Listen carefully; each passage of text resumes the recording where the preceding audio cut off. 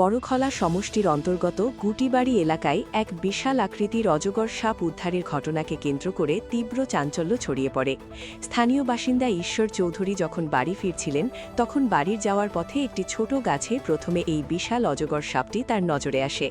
বাড়ির এত কাছে গাছের উপর এত বড় সাপ দেখে এলাকায় আতঙ্ক ছড়িয়ে পড়ে। খবর পেয়ে বনরক্ষী বাহিনীর একটি দল দ্রুত ঘটনাস্থলে এসে পৌঁছে। স্থানীয় বাসিন্দাদের সহযোগিতায় বনকর্মীরা অত্যন্ত সতর্কতার সঙ্গে সাপটিকে অক্ষত ও সুরক্ষিত অবস্থায় উদ্ধার করতে সক্ষম হন। সাপটি উদ্ধার হওয়ার পর স্বস্তির নিঃশ্বাস ফেলেছেন ঈশ্বর চৌধুরী সহ গোটা গুটিবাড়ির বাসিন্দারা।